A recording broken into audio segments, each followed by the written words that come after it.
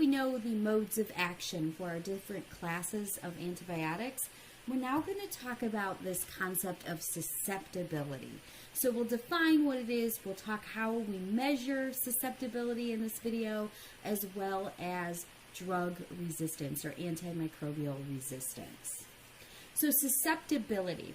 Once a patient comes in with an infection, just by looking at the patient, looking at the microbes, we have no idea which drugs they're sensitive to, because that is unpredictable. Each variant of every single species of our bacteria have different levels of sensitivity. So running a susceptibility test can help us determine exactly how sensitive or susceptible that organism is to a particular drug. So it's a concentration of the drug that will be effective to treat that infection and inhibit that microbe. Now, previously, before susceptibility testing, they used to do a guess and check approach. So they would just keep trying drug after drug until they were able to cure the infection, or on the opposite end, the patient died from the infection. So now, when we have patients with infections, we can test susceptibility in the laboratory, determine exactly not only what microbe is responsible, but how sensitive that microbe is to various antibiotics. And then given that information, the prescribing physician can prescribe the most narrow spectrum drug as possible. Now, in today's healthcare system, susceptibility is complicated because it is expensive and it does take time in order to determine susceptibility. We're going to talk about some of the techniques coming up that are used, and the key point I want you to take home with this is that these are not instantaneous. A patient doesn't come in and I swab their leg because they have a bad infection and then bam, I get susceptibility 15 minutes later. This is a process that takes 24 hours for those cultures to grow and the susceptibility to be determined. So if a patient were to come in with a life-threatening infection, susceptibility testing wouldn't necessarily be appropriate. Also, susceptibility testing is expensive. You know, it costs money. Time is money in the healthcare system. And so not every single patient with an infection is going to have a susceptibility test. It's usually reserved for infections to which the patient is not responding. Or if it's potentially, you know, a severe infection and there is time, it's not life-threatening at that exact moment, and there is time to test susceptibility. So how is susceptibility tested? There's various methods. The first of which we talk about is something called the minimum inhibitory concentration. It's the minimum amount of drug that will work to treat that infection. So the MIC, as we call it, is tested by using a series of broths that have varying concentrations of our antimicrobial agent, so the drug. It's at highest concentration on one end, and then it slowly decreases through serial dilutions and then ends at very close to zero on the other end. So you inoculate the organism into each one of these test tubes here, and you grow them over 24 hours. You pull the culture out, you look at it, and determine, okay, where is the lowest concentration where the drug is able to inhibit the growth of the bacteria. So if we're looking at the board here, I'll pull up the pointer. If we look at organism A, so this would be the top picture. The first tube over here is the control, so that has no bacteria in it. That's what a blank tube would look like, so no growth, essentially. And then you have a series of tubes that have a varying concentrations of our antimicrobial. And then you have a tube over here which has no antibiotic in it at all, and you can see that the bacteria are growing. This orange color here in the picture is representing turbidity, which marks growth in the tube. So at the first two concentrations, the bacteria is not susceptible or sensitive to this drug. It can withstand these concentrations. But at 0.12, this is the magic number here. The 0.12 concentration, and we're talking about micrograms per milliliter, that is the minimum inhibitory concentration. That's the minimum amount of drug that is able to inhibit that microbe. So typically a patient is going to be prescribed the antimicrobial agent at the dosing level of MIC, because there's no point to give the patient more drug than they need. So you wouldn't give the patient a dose of 1.0 micrograms per milliliter, because that's not the amount that is needed. They are still susceptible at 0.12. So that information goes into prescribing, and it helps physicians understand which drugs will work and at what concentrations. Is it a normal concentration that patients typically get prescribed, or do you have to go higher because maybe there's some resistance involved?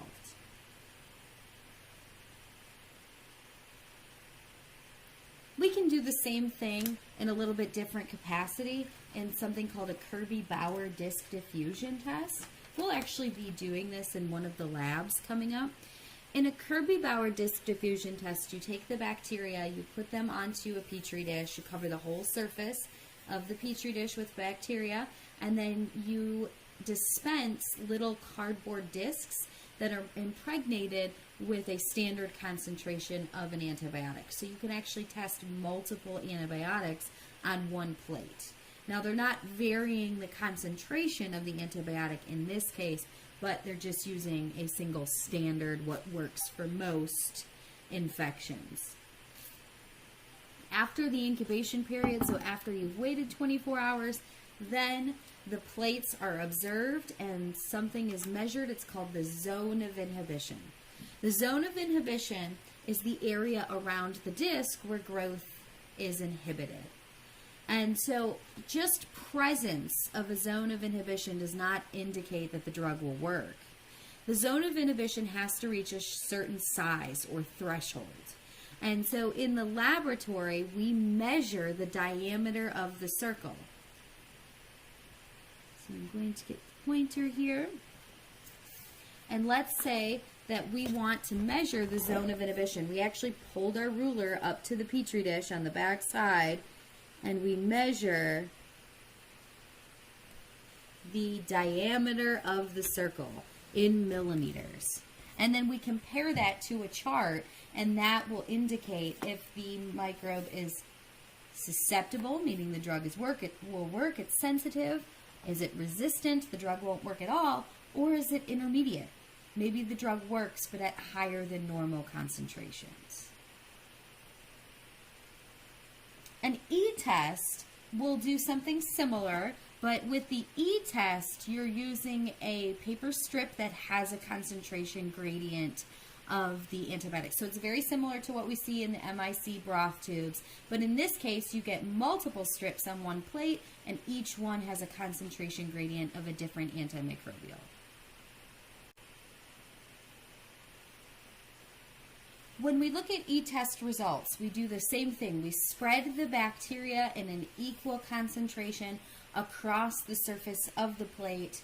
We place the E-strip onto the plate, incubate it, come back, and look at the results. Typically, minimum incubation time would be 24 hours, but some bacteria do take longer than that. And so I want to point out with susceptibility testing, it's not always just 24 hours. Things like Mycobacterium tuberculosis take even longer to grow, but typically it's about 24 to 48 hours. When you observe the results, you can see you actually get a teardrop-shaped zone of inhibition here, and where that teardrop intersects with the test strip, that's giving you the minimum inhibitory concentration. That's giving you the minimum concentration that you can use to treat that infection.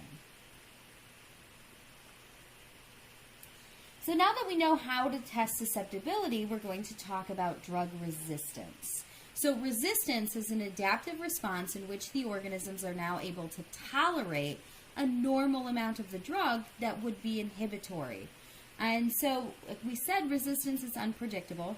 It can be intrinsic. Some microbes are just naturally resistant due to their structure. organisms like Mycobacterium tuberculosis that have that thick waxy cell wall.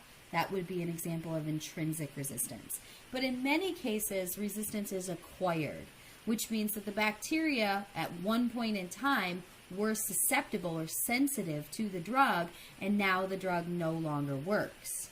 And so they can acquire their resistance through spontaneous mutations. Sometimes naturally, random events happen and they mutate a gene when they're replicating, and that gene happens to be responsible for a protein or component that may be a target site for the drug. Or they can acquire new genes through horizontal gene transfer.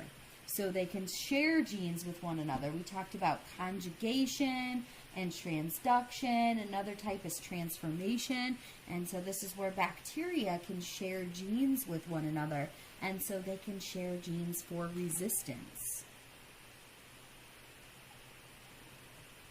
Now, how do they no longer tolerate the drug? How do they tolerate the drug? They're no longer sensitive. So they're called mechanisms of resistance. These are the various ways in which the microbe can become resistant to the drug. The drug no longer works. Easiest way, make an enzyme that destroys the drug. Penicillinase, beta-lactamase, carbapenemase, those are all enzymes that destroy various antimicrobials. They break apart the molecular structure, the drug's inactive. Or maybe the microbe changes the binding site. So the drug has to bind to a receptor on the outside of the cell. If they change the receptor, the drug can't bind. Right? It's a lock and key fit. If you change the lock, the key doesn't fit. The drug never enters into the cell. It can never kill the microbe. Or you can make drug inactivation pumps, activation of drug pumps. I said that a little backwards there. So maybe the microbial cell produces a drug pump, inserts it into the membrane, and as soon as the drug enters, it shoots it right back out or pumps it out of the cell. You could also change the binding site within the cell, especially drugs that target like ribosomes. If you change the ribosomal binding site, then the drug can't target the ribosomes and inhibit protein synthesis. Or drugs that work on metabolic pathways, you could create an alternate route so that they're still reaching the same endpoint, the same destination, but they're not going through the same exact pathway. So natural selection and drug resistance. Natural selection is a mechanism of evolution. You've probably heard of it. Most students are familiar with survival of the fittest. When we say fittest, we usually think strongest, best. But fitness is really a measure of reproduction.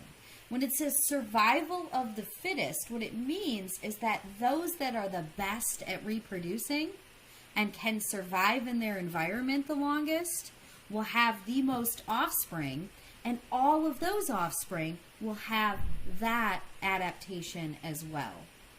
So this happens, this evolution happens with microbes inevitably. It's not something that we can stop. It's natural selection. When microbes are faced with pressure from their environment, they will, as a result, adapt to that environment. They will get stronger and they will get better at surviving. This happens every single time we prescribe or take an antibiotic. So you can see here in the picture, this is a petri dish with a culture of bacteria. And let's say we start off with a culture that is almost entirely susceptible to the drug. The drug is going to kill 90% of these bacteria. But there are two resistant mutants. They've gained resistance through either conjugation with another bacterial cell, or maybe they've spontaneously mutated. Either way, they are outliers in the population. Now, if you expose that population of bacteria to an antibiotic, the organisms that are sensitive will die. But the ones that are resistant, those few resistant mutants, they survive. And they are the fittest. They go on and they make genetically identical clones of themselves. And so over time, you've now selected for a population of cells that is almost entirely resistant. We can't stop this from happening, but by overuse and misuse of antibiotics, we cause this to happen at a faster rate.